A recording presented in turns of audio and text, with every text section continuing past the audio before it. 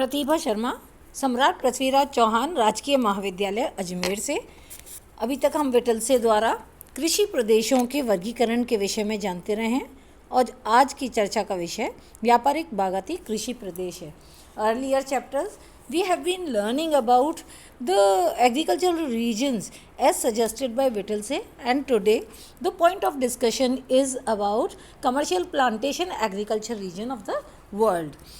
तो मानचित्र में ये प्रदेश इंगित किए गए हैं जिसमें संकेत द्वारा दर्शाया गया है। एक लैटिन अमेरिका वाला क्षेत्र है, एक अफ्रीका का आइवरी कोस्ट भी है पश्चिम में, उसके अतिरिक्त दक्षिण पूर्वी भाग जो कि मानसून पवनों द्वारा प्रभावित वाला क्षेत्र है, वहाँ ये कृषि पाई जाती है। यह प्रदेश विस्तृत है और इसके अलावा दक्षिण पूर्वी एशियाई भाग में ये मानचित्र में दर्शाए गए रीजन है। So the map very well clearly explains about the shaded part, the various plantation regions of the world, that is Latin America, the eastern part of Africa as well as the Guinea coast too, and in Asia it is the southern part of the southeastern part of Asia where this commercial plantation agricultural region exists.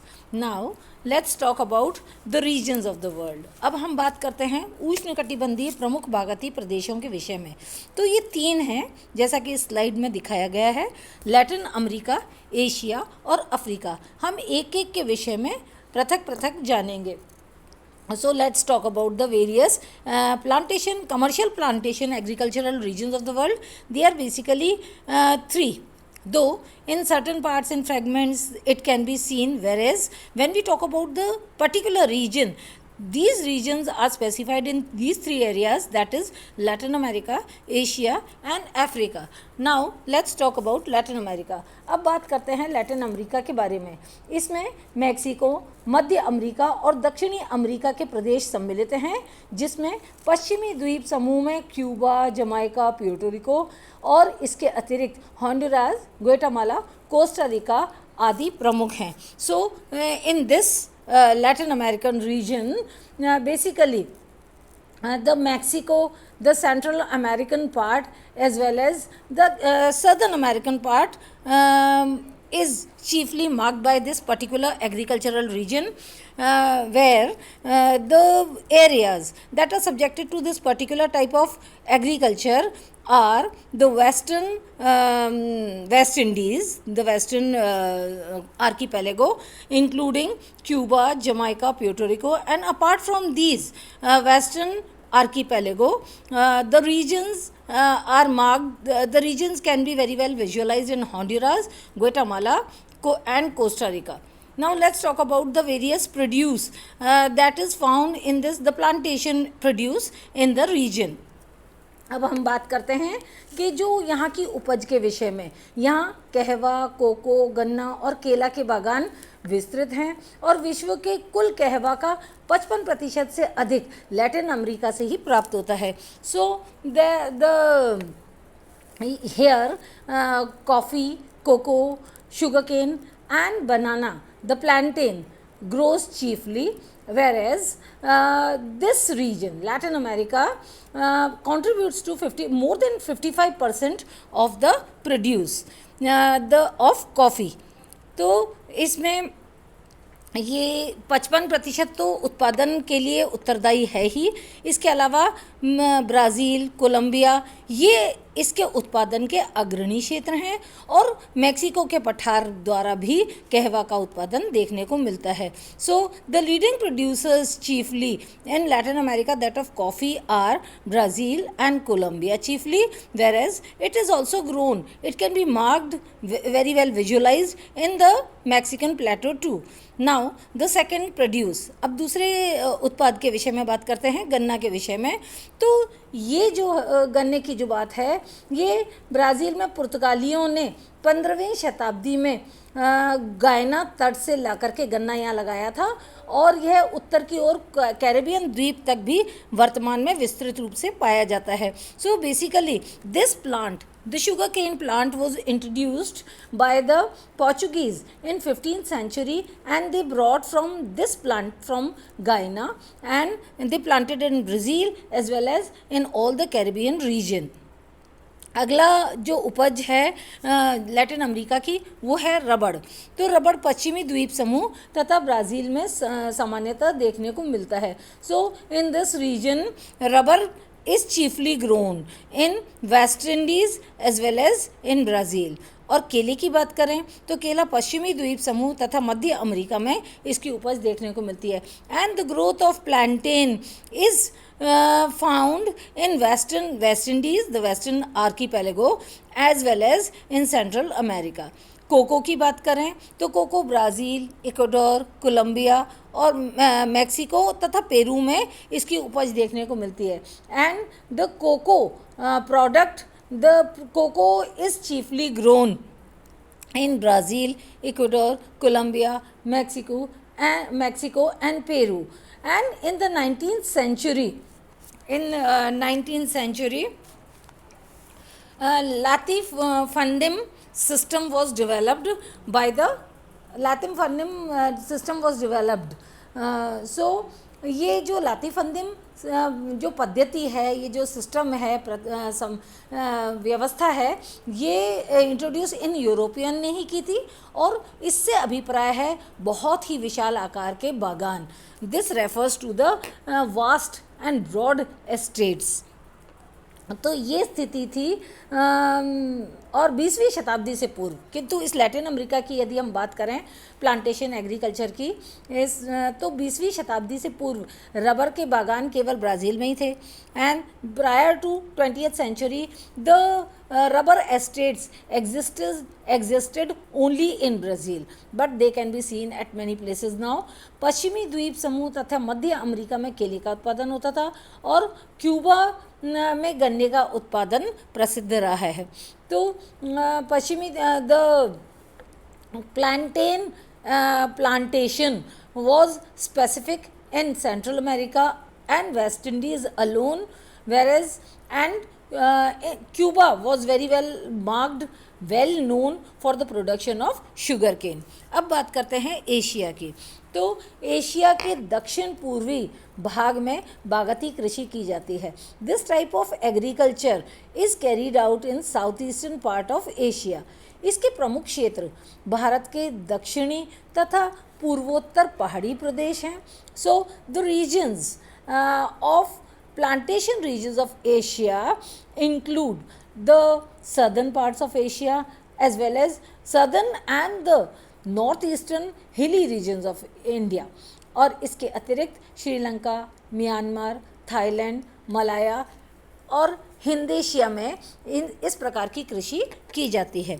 And this type of agriculture apart from the southern and the north eastern hilly region of India, it is also carried out in Sri Lanka, Myanmar, Thailand, Malaya and Indonesia. यहाँ पर चाय, कहवा, रबड़, नारियल, cocoa, केला आदि के बागान विस्तृत हैं. Many estates of tea, coffee, rubber, coconut, cocoa and banana are they are found in very vast estates in southeastern part of Asia. और एशिया की व्यापारिक फसलें 19वीं शताब्दी में यूरोपियन द्वारा वर्तमान विश्व का लगभग 90% प्राकृतिक रबर और 70% चाय का उत्पादन इन देशों में हो रहा है. And in this Southeastern Asian countries, they contribute to 90% of rubber production as well as 70% of tea production, which is chief contribution of the Europeans in 19th century. अब बात करते हैं इसके क्षेत्रों के विषय में हमने जाना. इसके अतिरिक्त अब एशियाई भाग में कौन कौन सी वाली उपज किन किन क्षेत्रों में मूलतः देखने को मिलती है. So the areas subjected to the particular crops in Asia are as follows. The important produce, this includes coffee. तो कॉफ़ी एक बहुत ही प्रमुख उत्पाद है जो कि हिंद एशिया तथा भारत में जिसकी उपज देखी जा सकती है, which is grown in large amounts in Indonesia and that in India.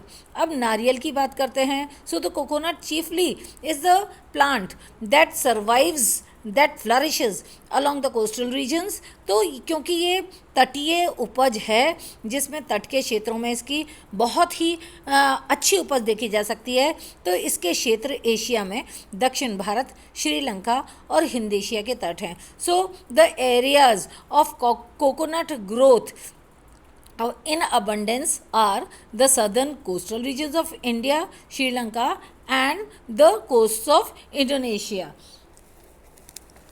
अब अफ्रीका की बात करते हैं. तीसरा प्रांत जो बहुत ही विलक्षण है, जो जाना जाता है इस प्रकार की कृषि के लिए.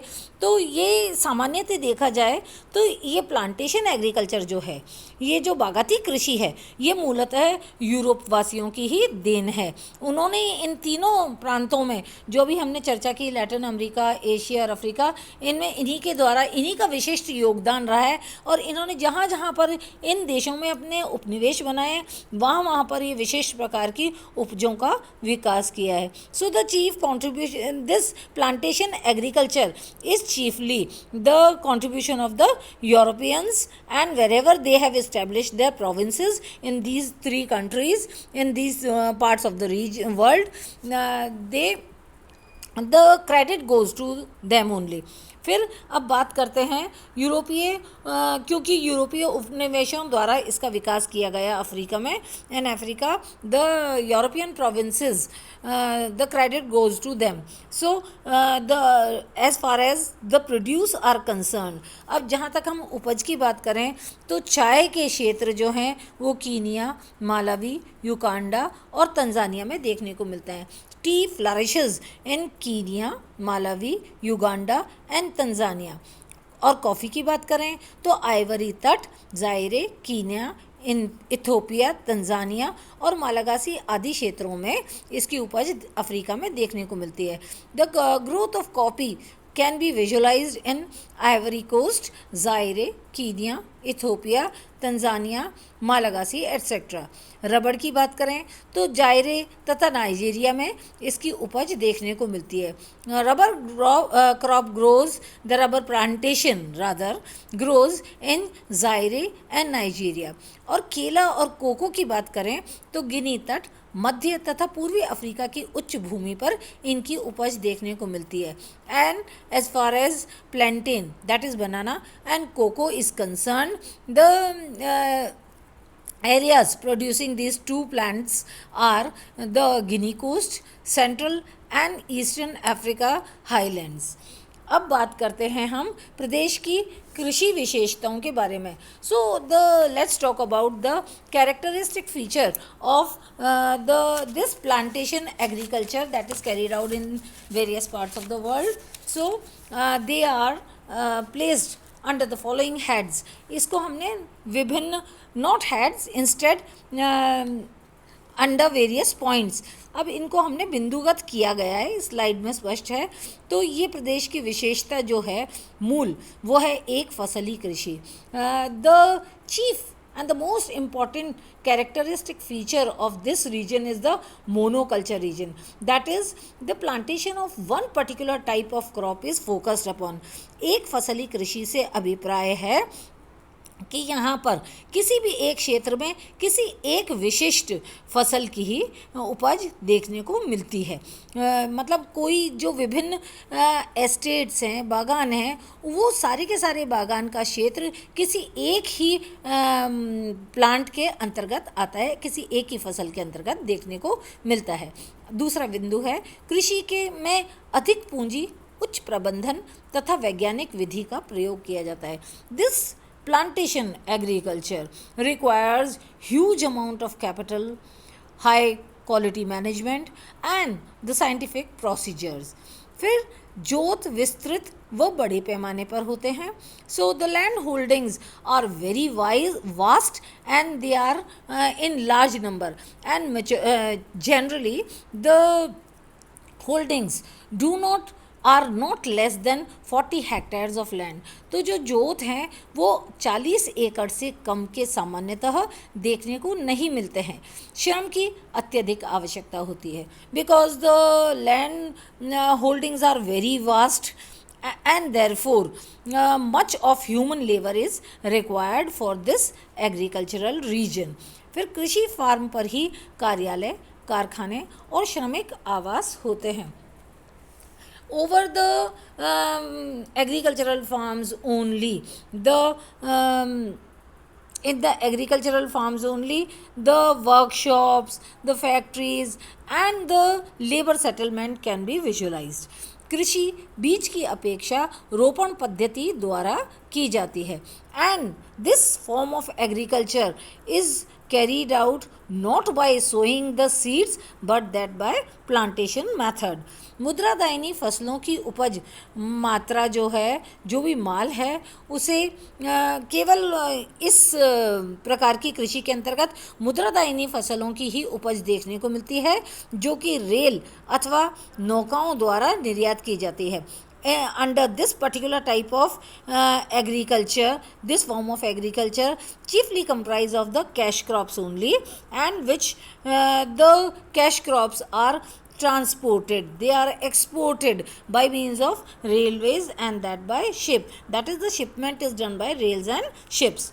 उत्पादित फसलों का बाजार प्राय संपूर्ण विश्व के नगरों में होता है. And the various important towns of the world form the market of these products.